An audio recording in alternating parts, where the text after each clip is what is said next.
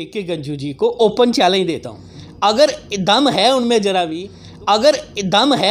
भी तो जो डॉक्यूमेंट लाने हैं लेके दिखा दें। आज की डेट में पीके गंजू जी के पास कोई रेजोल्यूशन जो नहीं है। वर्किंग कमेटी ने मुझे एक रेजोल्यूशन पास करके प्रेसिडेंट चुना है 19 जून 2022 को। जब वर्किंग कमेटी की मेजॉरिटी मेरे साथ है तो हर्ष जी गंजू जी के पास क्या करने जाएंगे, वो मेरे पास ज्वाइन करेंगे। उन्होंने ज्वाइन किया। वर्किंग कमेटी को जो चुना गया उसमें मैं भी इलेक्टेड मेंबर हूँ और भी इलेक्टेड मेंबर है। गंजू जी उसमें इलेक्टेड मेंबर भी नहीं है, वो नॉमिनेटेड मेंबर है खाली। और इसको क्वेश्चन मार्क भी वो नहीं लगा सकते इस इलेक्शन को, क्योंकि इसके रिटर्निंग अफसर गंजू साहब थे। वो कहें पहले कॉन्स्टिट्यूशन पढ़े पैंथर्स पार्टी का। गंजू साहब 80 साल के हो रहे हैं, उन्होंने कॉन्स्टिट्यूशन नहीं पढ़ा कि वो प्रेसिडेंट बनने के एलिजिबल ही नहीं है। वो कहते हैं मैं वर्किंग प्रेसिडेंट हूँ। वर्किंग प्रेसिडेंट की कोई पोस्ट कॉन्स्टिट्यूशन में नहीं है। आज गंजू जी प्रीमियर होटल में खाना खा रहे हैं, मीटिंगें कर रहे हैं। इनसे पूछिए इनके पास इतनी फंडिंग कहाँ से आ रही है। आज इनको कौन फंडिंग कर रहा है कि आज ये प्रेस क्लब में जो है अपनी ये प्रेस कॉन्फ्रेंसेस कर रहे हैं। जय मां डोगरी, मैं अक्षय सागर और आप देख रहे हैं रफ्तार जम्मू। चंद पलों की गुफ्तगू और सच से करवाएंगे रूबरू। घर का बेदी लंका डाय, कुछ ऐसी ही स्थिति इस समय Jammu Kashmir national panthers party में बनी हुई है। पीके गंजू नामक व्यक्ति कहता है कि मैं पार्टी का प्रेसिडेंट हूँ। विलक्षण सिंह जी कहते हैं मैं पार्टी का प्रेसिडेंट हूँ। लोग असमंजस की स्थिति में हैं कि आखिरकार Jammu Kashmir national panthers party का प्रेसिडेंट है तो है कौन। इसी पर चर्चा करने के लिए मेरे साथ एडवोकेट विलक्षण सिंह जी हैं, जो कि कहते हैं कि मैं Jammu Kashmir national panthers party का प्रेसिडेंट हूँ।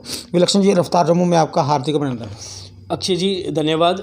विलक्षण जी, जो ये स्थिति इस समय बनी हुई है, पीके गंजू जी दावा कर रहे हैं कि मैं पार्टी का प्रेसिडेंट हूँ, नेशनल पैंथर्स पार्टी का। आप कहते हैं Jammu Kashmir national panthers party का प्रेसिडेंट मैं हूँ। आखिरकार प्रेसिडेंट है कौन? देखिए, प्रेसिडेंट वही बनेगा जिसको वर्किंग कमेटी चुनेगी, और वर्किंग कमेटी ने मुझे एक रेजोल्यूशन पास करके प्रेसिडेंट चुना है 19 जून 2022 को। आज की डेट में पीके गंजू जी के पास कोई रेजोल्यूशन जो नहीं है। आज आप इस विषय पे आए हैं तो इसलिए मैं आज आपको इसमें विस्तारपूर्वक बताना चाहूँगा कि हमारे वर्कर्स जान लें, हमारे जो जनता है उनको भी पता चल जाए। पैंथर्स पार्टी है, इसमें वर्किंग कमेटी सुप्रीम है। वर्किंग कमेटी में हमारे 29 मेंबर थे। 29 में से जो हर्षदेव जी, गगन जी, ये सारे छोड़ के चले गए, जिसके बाद 18 मेंबर्स हमारी वर्किंग कमेटी में जो रहे। 18 में से भी एक ने रिज़ाइन कर दिया। उसके बाद अनीता जी ने रिज़ाइन कर दिया। अगर आप चाहें तो मैं आपको रिज़ाइन भी उनका दिखा सकता हूँ। पूरे पेपर्स में पब्लिश हुआ कि अनीता जी ने रिज़ाइन किया। तो उसके बाद जो हमारे वर्किंग कमेटी के 17 मेंबर बचे, 17 में से आप किसी भी मीटिंग में देख लीजिए, उनके पास सिर्फ 5 बंदे बैठते हैं। तो हमने इलेक्शन कमीशन में भी लिखा है कि गंजू जी के साथ अनीता जी को अगर मिला लें, क्योंकि हम उनको मानते नहीं, गंजू जी समेत जो हैं कुल 4 मेंबर वर्किंग कमेटी के 18 में से उनके साथ हैं। तो जब 4 मेंबर वाला प्रेसिडेंट होगा या जिसके साथ 14 मेंबर हैं वो प्रेसिडेंट होगा। वर्किंग कमेटी ने साफ तौर पे रेजोल्यूशन साइन करके दिया है। अब वो कहते हैं कि हमने एक 2 जून को मीटिंग की, हमने वर्किंग कमेटी मेंबर्स की मीटिंग की। मैं मीडिया से चाहूँगा कि उस वीडियो को देखें और ये मेरे से चाहे लिस्ट ले जाएं वर्किंग कमेटी की। और इंटरेस्टिंग बात क्या है, जो वर्किंग कमेटी हमारी चुनी गई, अगर आप चाहें तो अपने दर्शकों को दिखा सकते हैं, जो चुनी गई वर्किंग कमेटी ये 2021-22 में 3 साल के लिए चुनी गई। तो हमारी वर्किंग कमेटी इतनी पावरफुल है, ये प्रेसिडेंट को बना सकती है और प्रेसिडेंट को हटा भी सकती है। तो प्रेसिडेंट को बनाने की पावर वर्किंग कमेटी के पास वेस्ट करती है। तो अब 3 साल के लिए ये वैलिड है, यानी कि 2024 तक यही वर्किंग कमेटी रहेगी। विलक्षण जी, पीके गंजू जी कहते हैं कि जो भीम सिंह जी थे उन्होंने कहा था कि जो पार्टी में सबसे सीनियर होगा वो पार्टी का प्रेसिडेंट होगा। तो वो जो दावा कर रहे हैं वो किस हद तक सच है? देखिए, ये बिल्कुल गलत है। पीके गंजू जी ने भीम सिंह जी जीते जी बड़ी कोशिश की कि भीम सिंह जी उनको वर्किंग प्रेसिडेंट डिक्लेयर करें, लेकिन इसके लिए उन्होंने क्या किया, परिवार से पूरा लड़ाई जो भीम सिंह जी की करवाई। और एक पोस्ट में अगर आप चाहें तो बाद में स्क्रीनशॉट्स मेरे पास पड़े होंगे, एक पोस्ट उन्होंने चलाई जिसमें उन्होंने लिखा जी अनीता जी सेवा करती हैं, भीम सिंह के रिश्तेदार जो हैं उन्होंने भीम सिंह को हॉस्पिटल में पहुंचा दिया। तो हमने भीम सिंह जी से शिकायत की, हमने कहा ताया जी ये हमारे खिलाफ लिख रहे हैं, तो ये जो तरीका है इनका ठीक नहीं है। तो भीम सिंह जी ने उनसे रिटर्न में माफ़ी मंगवाई। तो वो रिटर्न में माफ़ी जो मांगी है उन्होंने भीम सिंह जी से, वो भी हमारे पास पड़ी है। तो ये साजिश उन्होंने भीम सिंह जी के जीते जी शुरू कर दी थी, परिवार और भीम सिंह जी की लड़ाई लगवाई जाए। तो उस वक्त हमारी बात मानते हुए भीम सिंह जी ने उनसे माफ़ी मंगवाई, फिर उनको माफ़ किया। रिटर्न में उन्होंने अपनी पोस्टें वो जो हैं विड्रा की, उधर से हटा ली उन्होंने पूरी फेसबुक से। तो उनको माफ़ी मांगनी पड़ी और ये साजिश काफ़ी देर से चल रही थी। विलक्षण जी, जैसे ही हर्षदेव जी की वापसी होती है पैंथर्स पार्टी में, उसके बाद ताबड़तोड़ हमले उनकी तरफ से भी किए जा रहे हैं और गगन जी जैसे वहाँ पे गए वहाँ उन्होंने भी इल्ज़ाम लगाए। आखिरकार ये पीके गंजू जी चाहते क्या हैं? क्योंकि वो कहते हैं कि अगर पैंथर्स पार्टी में हर्षदेव जी आए हैं, हमने तो नहीं उनको वापस लाया। देखिए, वो कोई अथॉरिटी नहीं है जिनके पास भी हर्ष जी वापस आएंगे। वर्किंग कमेटी जो है ये चुनी गई है, वर्किंग कमेटी मेजॉरिटी मेरे साथ है। जब वर्किंग कमेटी की मेजॉरिटी मेरे साथ है तो हर्ष जी गंजू जी के पास क्या करने जाएंगे? वो मेरे पास ज्वाइन करेंगे, उन्होंने ज्वाइन किया भी। अब जो है जब मेजॉरिटी हमारे पास है, आप वर्किंग कमेटी की लिस्ट जो 2021 में अखबारों में भी छपी है, और अगर आप चाहें तो ये भी देखें। और सबसे इंटरेस्टिंग बात मैं आपको बताऊंगा, इस वर्किंग कमेटी को जो चुना गया उसमें मैं भी इलेक्टेड मेंबर हूँ और भी इलेक्टेड मेंबर है। गंजू जी उसमें इलेक्टेड मेंबर भी नहीं है, वो नॉमिनेटेड मेंबर है खाली। वर्किंग कमेटी के नॉमिनेटेड, उनके साथ जितने भी मेंबर्स हैं, एक मेंबर को छोड़ के बाकी सारे नॉमिनेटेड मेंबर हैं जिनका पार्टी में कोई रिप्रेजेंटेटिव कैरेक्टर नहीं है। हम लोग पार्टी की जो इंटरनल इलेक्शंस हैं उनमें चुन के आए थे, मैं था और मेरे जो साथी मेरे साथ हैं वो सब वर्कर्स की इलेक्शन से चुन के हम इलेक्टेड मेंबर्स हैं। तो सारे के सारे एक मेंबर को छोड़ के सारे के सारे इलेक्टेड मेंबर मेरे साथ हैं, आधे से ज़्यादा नॉमिनेटेड मेंबर मेरे साथ हैं। उनके साथ जो है कोई भी जो मेजॉरिटी का होने का सवाल ही नहीं, और इसको क्वेश्चन मार्क भी वो नहीं लगा सकते इस इलेक्शन को, क्योंकि इसके रिटर्निंग अफसर गंजू साहब थे। पीके गंजू जी वो कहते हैं हमारे पास एविडेंस है, सबूत हैं, फैक्ट एंड फिगर के साथ हम सामने आएंगे, मीडिया के आगे सारी बात रखेंगे। मैं पीके गंजू जी को ओपन चैलेंज देता हूँ, इधर से बैठ के क्लियर चैलेंज है पीके गंजू जी को, जो डॉक्यूमेंट लाने हैं लेके दिखा दें। अगर दम है उनमें जरा भी तो वो दिखा दें। उनको कहें पहले कॉन्स्टिट्यूशन पढ़े पैंथर्स पार्टी का। पैंथर्स पार्टी का कॉन्स्टिट्यूशन ये कहता है, क्वालिफिकेशन बताता है प्रेसिडेंट की, his minimum age shall be 18 years and maximum 70 years. Ganju साहब 80 साल के हो रहे हैं, उन्होंने कॉन्स्टिट्यूशन नहीं पढ़ा कि वो प्रेसिडेंट बनने के एलिजिबल ही नहीं है। वो कहते हैं मैं वर्किंग प्रेसिडेंट हूँ। वर्किंग प्रेसिडेंट की कोई पोस्ट कॉन्स्टिट्यूशन में नहीं है, इधर पोस्ट है सिर्फ प्रेसिडेंट की, और उसकी मैक्सिमम एज जो है 70 ईयर्स है, हमारे कॉन्स्टिट्यूशन में साफ साफ लिखा है। अब गंजू जी की उम्र देख लीजिए। गंजू जी के ऊपर आज से कोई 15 साल पहले एक FIR लगी थी जिसमें उन्होंने अपनी एज 63 डिक्लेयर की है। 63 में ऐड कर दीजिए, अब आप तो वो 80 के पास जा रहे हैं। तो he is more than 70 plus, इसलिए वो एलिजिबल ही नहीं है। अगर उनके साथ सारी की सारी वर्किंग कमेटी भी चली जाए तो इलेक्शन कमीशन ऑफ इंडिया उनको एक्सेप्ट ही नहीं कर सकता, क्योंकि वो बेसिक एलिजिबिलिटी क्राइटेरिया फुलफिल ही नहीं करते प्रेसिडेंट बनने की। इसीलिए उनका प्रेसिडेंट होने का कोई सवाल ही नहीं उठता है। और मैं उनको ओपन चैलेंज कर रहा हूँ, अगर आप प्रेसिडेंट हैं तो सामने आके आए, डिबेट करें कागज़ों के ऊपर। और वर्किंग कमेटी के मेंबर मैं भी बिठाता हूँ, आप भी बिठा लें, किसके साथ ज़्यादा है। आप किसी भी प्रेस कॉन्फ्रेंस में देखें, मैं नाम दे देता हूँ 5 लोगों के जो उनके साथ होते हैं। आप किसी भी कॉन्फ्रेंस में देखें, मैंने open election commission of India को लिखा है कि सिवाय इन लोगों के उनको किसी की सपोर्ट नहीं। मैं अभी आपको नाम बताता हूँ, और आप इलेक्शन कमीशन जितनी भी प्रेस कॉन्फ्रेंसेस देखेंगे और उसके बाद आप पाएंगे कि उनके साथ सिर्फ इतने ही मेंबर्स हैं। एक है फारूक डार, एक है सुरिंदर वाही, अनिल गौर थे जो अब चले गए हैं सैनिक समाज पार्टी में, उनकी कोई सपोर्ट नहीं, और हकीकत जमवाल। ये जो मेंबर हैं, इनके अलावा प्रेस कॉन्फ्रेंस में हमारे मेंबर्स में बाकियों के नाम ले लेता हूं जो हमारे नाम है। इनमें से कोई भी मेंबर आपको दिख जाए जो हमारी वर्किंग कमेटी के मेंबर है, इसमें बंसी लाल शर्मा, उसमें चौधरी मोहम्मद इकबाल, मंजू सिंह, विलक्षण सिंह मेरा है, देश रतन पंडिता हैं, बशारत अली हैं, परमजीत मार्शल हैं, शिव चरण सिंह हैं, अशोक रंधावा है, रजिंदर सिंह मंजू है, अजय जम्वाल है, DR अत्री, नरेश चिब, शिव कुमार सिंह हैं और सुरेंद्र भाई हैं। इनमें से ये 4 के अलावा अगर आपको कहीं किसी भी कॉन्फ्रेंस में दिख जाएं तो ओपन चैलेंज है गंजू जी को। ठीक है। विलक्षण जी कहते हैं कि घर की बात अगर घर में ही सुलझ जाए तो ज़्यादा अच्छा रहता है, घर से अगर बाहर चली जाए तो बात बिगड़ जाती है।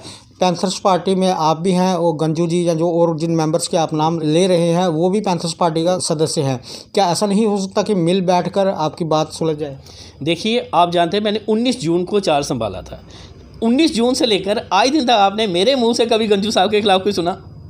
मेरी हर लेवल पे कोशिश थी, हमारी कोशिश ये थी हर्ष जी वापस आएँ, हमारी कोशिश थी बलवंत जी वापस आएँ, हमारी कोशिश थी जितने भी हमारे रुष्ट होके गए हैं वापस आएँ। गंजू जी को मैंने बड़े मैसेज भेजे, बाकी सब लोगों को मैसेज भेजे। मेरी पूरी तरह से कोशिश है गंजू जी वापस आएँ और बाकी सारे वापस आएँ। हमें पैंथर्स पार्टी मिलकर चलानी है। लेकिन जिन्होंने ये एजेंडा बनाया है पैंथर्स पार्टी चलने नहीं देनी है, तो वो लोग साथ में क्यों आएंगे? अब हर्ष जी के आने से सबको पता है मजबूती मिलेगी। 3 टाइम के MLA हैं, लेकिन उनको एक्सेप्ट नहीं हो रहे क्योंकि पैंथर्स पार्टी मजबूत होगी। क्या लगता है आपको जो गंजू जी इस समय जो हरकत कर रहे हैं उनके पीछे कौन है? देखिए, साफ साफ लगता है कि बीजेपी के जो लोग हैं, बीजेपी उनको उकसा रही है कि हर्ष जी के आने के बाद आपने देखा पिछले गंजू जी की लास्ट प्रेस कॉन्फ्रेंस कब हुई? किसी ने नहीं देखी। आज से 6 महीने से मुझे लगता नहीं कि वो कभी घर से बाहर निकले। जैसे ही हर्ष जी ने ज्वाइन किया, बीजेपी ने पहले ताले लगवाए दफ्तर के बाहर और उसके बाद गंजू जी को प्रमोट किया। आज गंजू जी प्रीमियर होटल में खाना खा रहे हैं, मीटिंगें कर रहे हैं। इनसे पूछिए इनके पास इतनी फंडिंग कहाँ से आ रही है कि आज ये होटलों में खा रहे हैं। प्रेस क्लब में जब भीम सिंह जी थे उनके पास पैसे नहीं थे कि वो प्रेस क्लब में करें, बड़ी रेयर कोई प्रेस कॉन्फ्रेंस वो प्रेस क्लब में करते थे। आज इनको कौन फंडिंग कर रहा है कि आज ये प्रेस क्लब में जो है अपनी ये प्रेस कॉन्फ्रेंसेस कर रहे हैं। और दूसरा इनका कहना है कि हमारे ऑफिस रजिंदर बाज़ार है, हम रजिंदर बाज़ार में आप प्रेस कॉन्फ्रेंस करेंगे। अब देख लें, इन्होंने, मैंने सुना इन्होंने कहा कि हमारा जी 30 भी हमारा ऑफिस नहीं है, 2 रजिंदर बाज़ार है, तो अब हम रजिंदर बाज़ार में आप प्रेस कॉन्फ्रेंस करेंगे। देख लें वो किसके पास है। एक इल्ज़ाम उनकी तरफ से आपके ऊपर ये भी लगाया जा रहा है कि जो प्रोफेसर भीम सिंह जी थे उनकी अभी बरसी नहीं हुई, अपने हर्षदेव जी की ज्वाइनिंग करवाई, उसी ऑफिस के बाहर डोल नगाड़े बजाए गए और वो कह रहे हैं कि ये सही नहीं है। और साथ ही साथ हम आपसे ये जानना चाहते हैं कि एक जो भीम रथ था वो कहाँ गया और वो मोटरसाइकिल कहाँ है जिस पर भीम सिंह जी पूरी दुनिया कराए थे। देखिए, आपके 3 सवाल है, तीनों को मैं एक एक करके जवाब दूँ। जहाँ तक ढोल नगाड़े का सवाल है, मुझे बताइए भीम सिंह जी का आत्मा को शांति कब मिलेगी? जब उनके सारे लोग वापस घर में आएंगे, वो आत्मा को शांति मिलेगी। ये एक जो ड्रामा है कि ढोल नगाड़े नहीं बजाने, हमें आत्मा को शांति पहुंचानी है। तो मुझे गर्व की बात है कि मैंने ऐसा कार्य करके दिखाया कि हर्ष जी को वापस लाया कि आज भीम सिंह जी की आत्मा को शांति मिलेगी कि मेरी पैंथर्स पार्टी मजबूत होने जा रही है, मेरी पैंथर्स पार्टी की रिप्रेजेंटेशन जो है असेंबली में होगी। अदरवाइज जो था ये थोड़ा मुश्किल प्रतीत हो रहा था, लेकिन जिस चीज़ से भीम सिंह जी की आत्मा को शांति पहुँचेगी, हम हर वो कार्य करेंगे।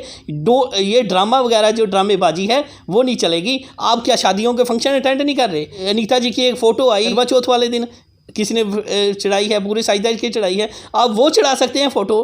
तो हम पॉलिटिकल जो एक्टिविटी है जिससे भीम सिंह जी की आत्मा को शांति पहुंचे, वो काम नहीं हम करेंगे। हम हर वो कार्य करेंगे जिससे भीम सिंह जी के मिशन को आगे बढ़ने में मदद मिले, जिससे भीम सिंह जी की आत्मा को शांति मिले। क्योंकि लास्ट तक भीम सिंह जी चाहते थे कि ये पूरा परिवार इकट्ठा हो जाए, सारे मिलकर जो है पैंथर्स पार्टी के प्लेटफॉर्म पे आए और पैंथर्स पार्टी की लड़ाई को आगे लेके जाएं। रथ का मैं आपको बताना चाहूँगा, जहाँ तक मुझे जानकारी है कि रथ जो है वो नीता जी द्वारा बेच दिया गया है।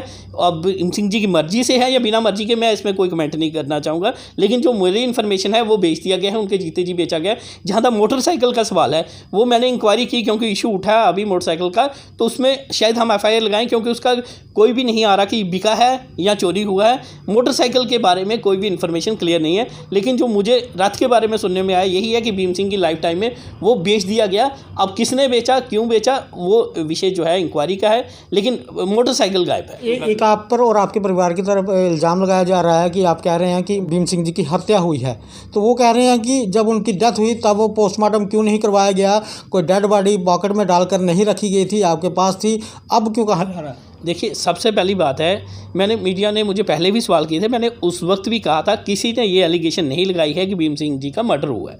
ये एलिगेशन बिल्कुल भी नहीं है। एलिगेशन ये थी कि जब भीम सिंह जी बीमार थे, हम सब जानते थे। जब उनकी डेथ हुई तो हमें भी लगा कि नेचुरल डेथ है, तो किसी भी परिवार वाले ने, अगर हमारा मंशा गलत होती तो हम उस वक्त भी शोर डाल सकते थे। किसी की मंशा गलत नहीं थी, क्योंकि हमें मैसेज आया कि भीम सिंह जी की डेथ जो है 8 बजे हुई है।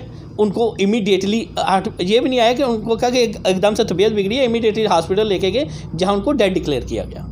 लेकिन डेथ के कोई 5-7 दिन के बाद हम देखते हैं अनीता जी कुछ फ़ोटोज़ चढ़ाती हैं जो सनराइज़ से पहले की हैं, जो दिखाती हैं उनके मुंह के ऊपर पट्टी बांध दी है, उनको जो दान पुण्य करते हैं पैसे उनके हाथ में दे दिए हैं। ये फ़ोटोज़ बाद में आई, अगर ये पहले आ गई होती तो ज़रूर पोस्टमार्टम भी हम करवाते, लेकिन ये फ़ोटोज़ ये नीता जी द्वारा 5-6 दिन के बाद अपलोड की गई। जो सस्पिशन राइज हुआ वो फ़ोटो से हुआ, क्योंकि जब नीता जी डेड बॉडी के साथ फ़ोटो शूट कर रही थी, हमें था कि उनको हॉस्पिटल लेके जाना चाहिए था। डेड बॉडी के साथ आप देखेंगे कम से कम 15-20 फ़ोटोज़ ली गई हैं, और उनको हॉस्पिटल कब पहुँचाएगा, लगभग 8 बजे लिया गया, और वो फ़ोटोज़ क्लियरली इंडिकेट करती हैं कि सनराइज से पहले की वो फ़ोटोज़ हैं। इसी से सस्पिशन राइज हुआ कि उनकी डेथ किस तरीके से हुई, और जब उनकी डेथ हुई या वो एकदम से तबीयत बिगड़ी, एकदम से हॉस्पिटल क्यों नहीं लेके जाया गया। अगर ये चीज़ें डेथ के टाइम ये फ़ोटो पहले आगे होते या ये फ़ोटो आए नहीं होते तो हमें भी कोई सस्पिशन नहीं होता। अनीता जी द्वारा जब ये फ़ोटोज़ अपलोड की गई हैं वही सस्पिशन का कारण बना, और ये इशू अब नहीं उठा। बंसीलाल शर्मा जी द्वारा हमने कमेटी बनाई थी, मैं था, बंसीलाल शर्मा जी थे, हमने पूरी इंक्वायरी के बाद जो प्रॉपर कंप्लेंट जो है उसी वक्त जो पुलिस स्टेशन में लगाई है, वो इंक्वायरी अभी भी पेंडिंग है। ऐसा नहीं है कि हमने ये इशू अभी उठाया है, ये इशू पहले का है और इंक्वायरी पेंडिंग है। विलक्षण जी, जो भीम सिंह जी की धर्मपत्नी है माला जी की तरफ से भी एक वीडियो जारी की गई है, उसका क्या मतलब है? देखिए वो भी चाहती हैं कि जो इंक्वायरी हो कंक्लूड हो। हम भी सैनिक कॉलोनी में जो चौकी इंचार्ज है भवानी सिंह, उनसे मिलने गए थे कि भाई आप कंक्लूड क्यों नहीं कर रहे। आपके पास हमने कोई जून महीने की लगाई है इंक्वायरी, जून में ही, तो जून के लगभग हमने आपके पास एक एप्लीकेशन दी है जिसमें इंक्वायरी पेंडिंग है। जून से लेकर अब आपका ये जो है मार्च आ गया, अब जो भी इंक्वायरी है जिस भी तरह से है, जो भी कंक्लूजन आपका है, आप उसको फाइनलाइज़ कीजिए। इतने महीने इंक्वायरी को पेंडिंग रखने का मकसद क्या है? तो यही माला जी का कहना है, इतने महीने से इंक्वायरी पेंडिंग है, कोई ये अभी नहीं है एप्लीकेशन लगाई गई, ये जून महीने की लगाई गई है जब वो फ़ोटोज़ आई थी। तो इसलिए हमारा ये है कि जल्द से जल्द उस इंक्वायरी को कंक्लूड करें। जिन जिन से सुबह सुबह कंटेक्ट किया है नीता जी ने, वो सबके नंबर आए बाहर कि किन लोगों को उन्होंने बताया कि डेथ हो गई, किन लोगों से छुपाया गया, और जो पैसे भीम सिंह जी की डेथ के बाद निकाले गए वो थेफ्ट है, तो उसके ऊपर एफआईआर लगे उसमें, क्योंकि बिना उनकी जब उनकी डेथ हो गई वो पैसा वेस्ट करता है उनके लीगल हेयर्स में, तो वो पैसा उसी वक्त डेथ के टाइम ही माला जी और उनके बेटे लव का हो गया। तो उस पैसे को निकाल लेना उनकी डेथ के बाद वो एक चोरी है, और चोरी के इल्ज़ाम में एफआईआर लगनी चाहिए, और डेथ की मिस्ट्री सॉल्व होनी चाहिए कि क्या भीम सिंह जी की डेथ कितने बजे हुई थी। भीम सिंह जी की डेथ के इमीडिएटली बाद उनको हॉस्पिटल ले जाने के लिए कोशिश की गई या नहीं की गई, हमारा तो साफ़ है, वो फ़ोटोज़ क्लियर बताती हैं कोई कोशिश नहीं की गई। और बाद में देखिए, पहले फ़ोटोज़ में पट्टी बांध दी गई मुंह के ऊपर, और जब आपको हॉस्पिटल लेना था तो पीएसओ बताते हैं कोई पट्टी नहीं थी, तो पट्टियाँ खोल दी गई, और पीएसओ को ये बोला कि ये बिल्कुल ठीक है, इनको हमें जल्दी पहुंचाना है। और लेने कहाँ लेके गए? हॉस्पिटल में नहीं लेके गए, पहले गांधीनगर एक मेडिकल शॉप में लेके गए, उधर से परचेजेस की। अगर भीम सिंह की तबीयत ख़राब थी तो आपको ख़रीदारी करनी है एक मेडिकल शॉप में, आप सीधे जीएमसी में पहुंचाइए। और आज की डेट में आप 100 नंबर के ऊपर कॉल करें, एक आम आदमी के लिए भी गाड़ी भेज दी जाती है। भीम सिंह जी इतनी बड़ी शख्सियत थे, वो किसी को फ़ोन कर देती तो भीम सिंह को हॉस्पिटल पहुंचाने वाले लोगों की कमी नहीं थी। मेरी रियल सिस्टर का घर भीम सिंह जी के घर से, जहाँ रह रहे थे इनके घर में, हार्डली कोई 200-300 मीटर दूर है, तो उनको कॉल कर सकती थी। हर्षदेव जी का घर हार्डली 700-800 मीटर दूर है, उनको कॉल कर सकती थी। अगर भीम सिंह जी की उनको टेंशन थी कि भीम सिंह जी को बचाना है, गाड़ी नहीं मिल रही है, उनके घर में बेटा जो है मेरे ख्याल से वो भी गाड़ी चलाता है, गाड़ी उनके घर में लगी है, किसी को बोल देते तो वो भीम सिंह जी को हॉस्पिटल पहुंचाते। हमारे जो दुख की बात यह है कि भीम सिंह जी को बचाने की कोशिश क्यों नहीं की गई? क्या इसके पीछे कोई साजिश थी? अब मर्डर है या नहीं है, ये तो इंक्वायरी से ही बाहर आएगा। विलक्षण जी, पिछले 4 दशकों से ये पार्टी चल रही है, भीम सिंह जी ने सींच कर इस पार्टी को तैयार किया, और आज जो स्थिति बनी हुई है, जो आपकी पार्टी के कार्यकर्ता हैं या जो आपके समर्थक हैं, जो जम्मू या कश्मीर के लोग हैं, उन्हें आप इस समय क्या कहना चाहेंगे? देखिए, पैंथर्स पार्टी की ज़रूरत बहुत ज़्यादा है, क्योंकि लोगों ने बीजेपी को आजमा के देखा, बीजेपी की लीडरशिप को आजमा के देखा। आज आप सब लोग देख रहे हैं कि ब्यूरोक्रेसी पूरी तरह से बीजेपी के ऊपर हावी है। आज ब्यूरोक्रेसी जो प्रॉपर्टी टैक्स लेके आई, बीजेपी के लीडर्स कह रहे हैं ऐसा नहीं होना चाहिए था, हमारे विषय बिना हो गया, हमें कॉन्फिडेंस में लेके नहीं हो गया। अगर पैंथर्स पार्टी की लीडरशिप होती तो ब्यूरोक्रेसी की क्या हिम्मत थी कि बिना पूछे कोई प्रॉपर्टी टैक्स लगा दे? या तो आप जनता को मूर्ख बना रहे हैं, तो या आप नालायक हैं, इस काबिल ही नहीं है कि आप लीडरशिप कर सके जम्मू की। तो इसलिए मैं कहना चाहूँगा, पैंथर्स पार्टी के पास जो लीडर हैं, पढ़े लिखे लीडर्स हैं, ब्यूरोक्रेसी को रिस्पेक्ट और कंट्रोल करना दोनों जानते हैं। अगर ब्यूरोक्रेसी अपनी लिमिट को क्रॉस करती है तो पैंथर्स पार्टी उसको भी रोक सकती है, और ब्यूरोक्रेसी को प्रॉपर रिस्पेक्ट मिले, ये भी पैंथर्स पार्टी इंश्योर करती है।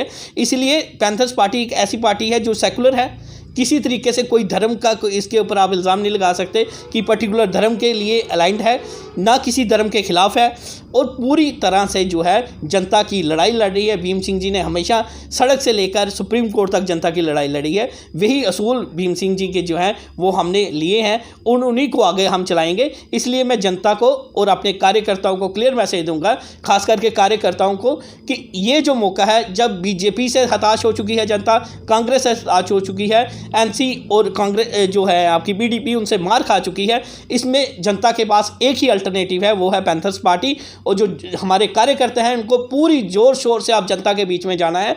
आने वाला समय जो है पैंथर्स का समय है, आने वाले समय में जो है पैंथर्स जो इस जम्मू कश्मीर के ऊपर राज करेंगे, और जम्मू कश्मीर का डोगरा ही इस जम्मू कश्मीर को इंसाफ दे सकता है। विलक्षण जी, बात करने के लिए बहुत बहुत धन्यवाद। धन्यवाद अक्षय जी। ये विलक्षण सिंह जी हैं, Jammu Kashmir national panthers party के प्रेसिडेंट हैं। जो इस समय स्थिति बनी हुई है Jammu Kashmir national panthers party को लेकर, 2 दड़े हो चुके हैं, हर कोई अपनी अपनी बात रख रहा है। अब समय पर ही इस चीज़ का निर्णय हो जाएगा कि आखिरकार Jammu Kashmir national panthers party में एकता है या नहीं है। जैसे कि विलक्षण जी ने कहा है कि आपने हर एक पार्टी को आजमा कर देख लिया, अब Jammu Kashmir national panthers party के हाथ में जम्मू कश्मीर की बागडोर दे दें, क्योंकि अब जम्मू कश्मीर का जो डोगरा है वो ही जम्मू कश्मीर पर राज करेगा। और जम्मू कश्मीर की तकलीफ़ अगर कोई समझ सकता है तो वो डोगरा ही समझ सकता है। और डोगरों से बरी हुई है Jammu Kashmir national panthers party. National party को आप वोट देते आए हैं, लेकिन जम्मू कश्मीर का किसी ने भला नहीं किया। Jammu Kashmir national panthers party है, एक बार उस पर विश्वास कर देखें। आगे भी देखते रहे रफ्तार जम्मू। जय भारत।